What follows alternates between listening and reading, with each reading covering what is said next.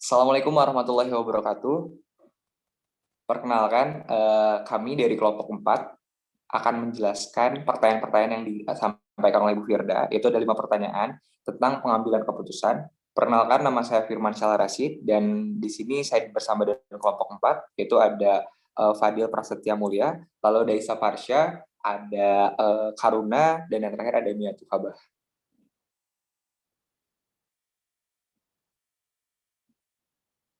Nah, selanjutnya di sini ada 5 pertanyaan, yang mana dari 5 pertanyaan ini kami bagi berdasarkan dengan jumlah anggota yang ada. Yang mana setiap anggota memiliki satu pertanyaan yang harus dijawab. Lanjut.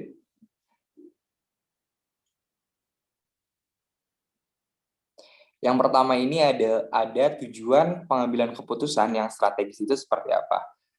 Jadi tujuan keseluruhan dari pengambilan keputusan strategis atau strategis decision making adalah untuk memilih strategi alternatif sehingga keunggulan kompetitif jangka panjang dapat dicapai.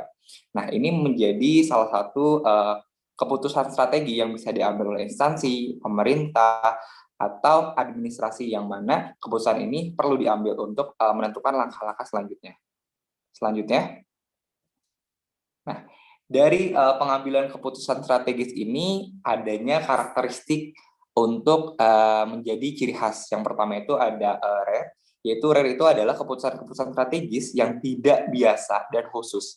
Jadi ini merupakan bersifat khusus dan tidak biasa dan tidak dimiliki oleh organisasi-organisasi lainnya. Jadi ini menjadi ciri khas dari suatu organisasi atau instansi. Selanjutnya ini ada konsekuensial, ini keputusan-keputusan strategis yang memasukkan sumber daya penting dan menuntut banyak komitmen dan instansi terkait. Jadi ini merupakan strategis, dimasukkanlah strategis untuk sumber daya yang di dalamnya ada informasi-informasi sangat penting gitu. Dan yang terakhir itu ada direktif, yang mana keputusan-keputusan strategis yang menetapkan keputusan dapat ditiru untuk keputusan-keputusan lain guna untuk keseimbangan dari semua atau keseluruhan organisasi yang ada. Nah, ini merupakan lawan dari rare tadi, yang mana rare tadi itu bersifat khusus atau tidak biasa, tetapi kalau direktif ini malah menetapkan keputusan-keputusan ini yang selaras atau berhubungan satu sama lain. Gitu. Selanjutnya dijelaskan oleh teman saya. Selanjutnya yaitu ada dimensi dalam pengambilan keputusan. Dimensi dalam pengambilan keputusan menurut Myers-Briggs atau dikutip dalam Harry 2013, yang pertama yaitu ada thinking dan feeling. Jadi dalam pengambilan keputusan itu, thinking dan feeling ini berperan dalam mengambil keputusan dalam bagaimana menentukan keputusan itu sesuai dengan feeling atau thinkingnya. Yang kedua ada extroversion dan introversion. Nah, ini tuh pengambilan keputusan itu berdasarkan fokus dari apa yang ada dalam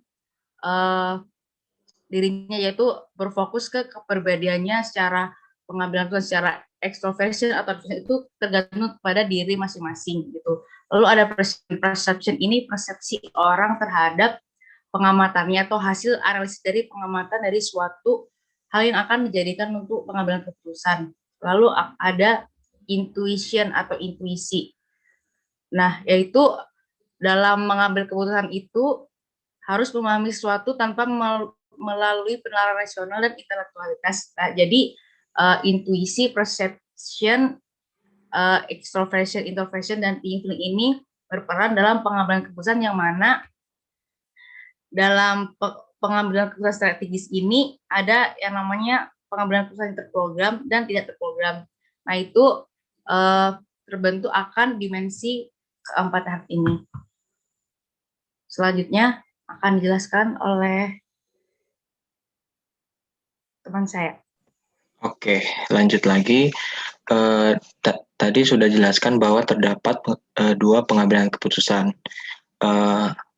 Lalu model manakah pengambilan keputusan yang strategis? Sebelum kita masuk kepada model pengambilan keputusan yang strategis, perlu diketahui bahwa model tersebut ada dua, yaitu pengambilan keputusan terprogram dan pengambilan keputusan tidak terprogram. Jadi, pengambilan keputusan terprogram ini adalah pengambilan yang keputusannya itu yang rutin, berulang dan dapat diprediksi oleh organisasi.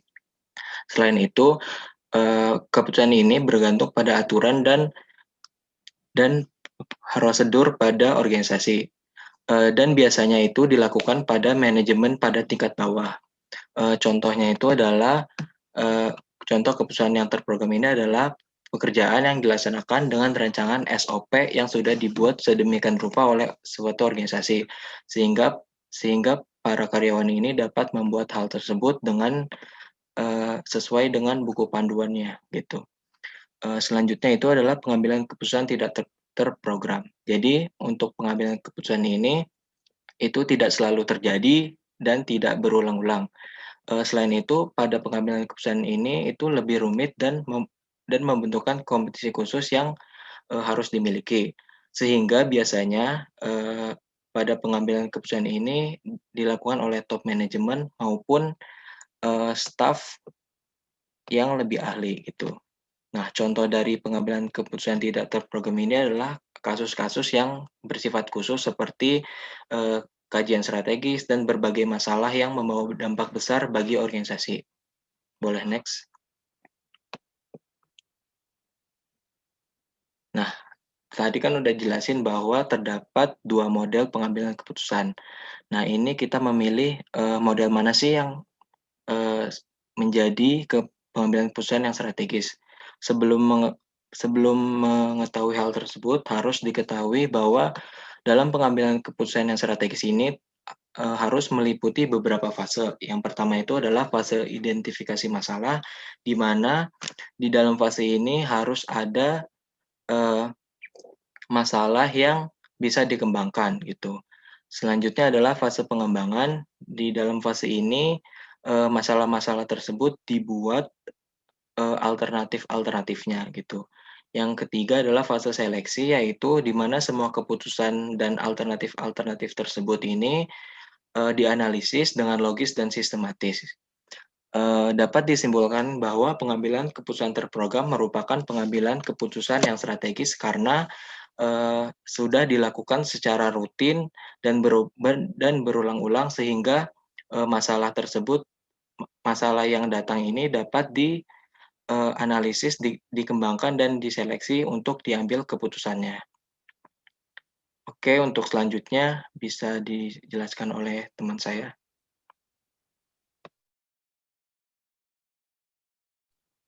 Selanjutnya, jelaskan hambatan yang dihadapi dalam pengambilan keputusan yang strategis. Secara umum, menurut Siagan, terdapat 9 hambatan dalam pengambilan keputusan. Yang pertama itu hambatan yang dari diri sendiri. Ini tuh ketidakmampuan seseorang untuk bertindak tegas baik dalam berperilaku maupun dalam bertindak. Kemudian ada kegagalan di masa lalu. Ini berakibatkan trauma yang mengakibatkan seseorang ragu-ragu dalam mengambilkan langkah. Kemudian ada penyampaian informasi yang tidak tepat. Nah, ini tuh informasi yang disampaikan harus jelas dan harus bisa dipercaya. Kemudian terlalu banyaknya konsultasi, ini biasanya proses pengambilan keputusan menjadi sangat lambat karena terlalu konsultasi dengan berbagai pihak, baik dalam organisasi maupun di luar organisasi. Kemudian ada faktor ketidakpastian, yaitu kurangnya keyakinan dalam diri seseorang tentang hasil yang akan diperoleh. Kemudian ada faktor kemalasan, keterlibatan orang dalam pengambilan keputusan. Ini juga menjadi faktor hambatan karena masing-masing anggota itu kan memiliki pendapat yang berbeda-beda. Jadi terjadinya perdebatan yang mengakibatkan prosesnya jadi semakin lambat. Kemudian ada ketidakjelasan peran. Hal ini mengakibatkan seorang bertindak melewati batas atau wewenangnya, atau malah menjadi ragu untuk bertindak karena ketidakyakinan apakah ini tindakan yang diambil masih dalam wewenangnya atau tidak. Kemudian yang terakhir itu ada ketidakmampuan mengelola waktu, yaitu kayak pemimpin kalau tidak bisa mengelola waktu berakibatkan semakin menundanya pengambilan keputusan dan bisa membuat stres yang akan mempengaruhi prestasi kerjanya. Next.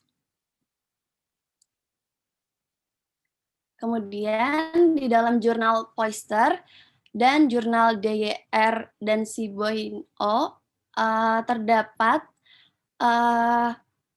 ruang lingkup jangka panjang. Fungsi dari pengambilan keputusan yang strategis adalah untuk mengembangkan pemikiran, tingkah laku, dan pembelajaran yang strategis untuk menghasilkan tujuan.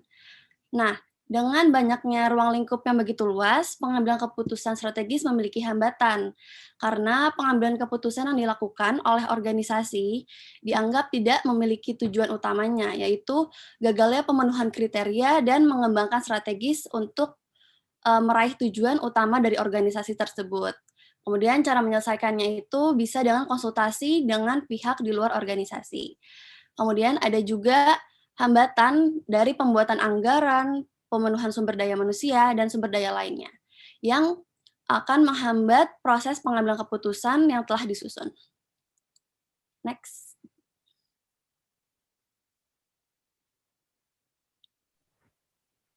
Oke, untuk selanjutnya, tadi kita udah ngebahas tentang tujuan pengambilan keputusan strategis, terus ada dimensinya, model-model, sampai hambatan. Sekarang kita masuk ke pertanyaan terakhir. Nah, pertanyaan terakhir ini, apa sih manfaat menggunakan strategi dalam pengambilan keputusan?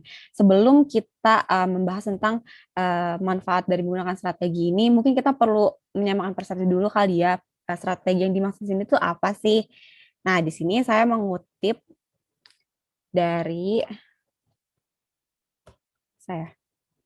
Nah, mengutip dari pendapatnya Siagian pada tahun 2004, beliau mengatakan kalau strategi itu adalah metode atau rencana yang dipilih untuk membawa masa depan yang diharapkan, misalnya untuk mencapai tujuan organisasi maupun untuk memberikan solusi terhadap masalah yang sedang dihadapkan oleh organisasi tersebut gitu loh. Jadi di sini strategi ini metode yang akan dibawa atau gimana sih cara organisasi itu mencapai tujuan mereka atau menyelesaikan solusi mereka seperti itu ya kan. Nah, secara umum sebenarnya dari beberapa literatur yang saya baca ada beberapa kesimpulan yang saya dapatkan mengenai manfaat dari menggunakan strategi dalam pengambilan keputusan ini.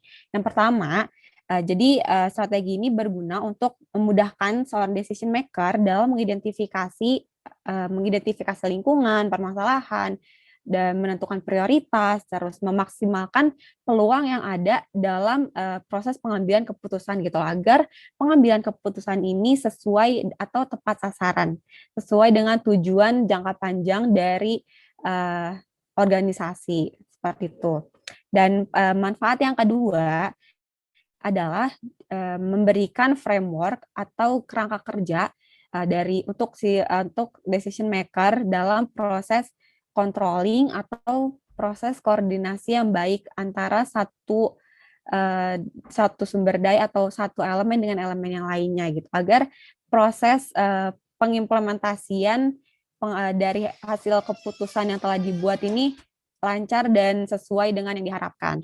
Yang ketiga, strategi ini juga memungkinkan supaya keputusan yang besar bisa mendukung dengan lebih baik terhadap tujuan yang telah ditetapkan oleh organisasi. Dan yang keempat, manfaat terakhir, yaitu untuk meminimalisir akibat dari suatu kondisi atau perubahan yang tidak diinginkan oleh organisasi tersebut gitu. Jadi biar organisasi itu kayak punya secara umum tuh punya gambaran lah ketika mengambil keputusan tuh harus seperti apa, terus langkah-langkahnya seperti apa agar sesuai dengan tujuan utama dan agar bisa menjawab kayak tantangan yang ada gitu loh di dalam organisasi tersebut. Nah, secara umum ini saya mengutip dari salah satu jurnal Nadezhda Zankelova pada tahun 2017. Jurnalnya berjudul Strategic Decision Making and Its Importance in Small Corporation.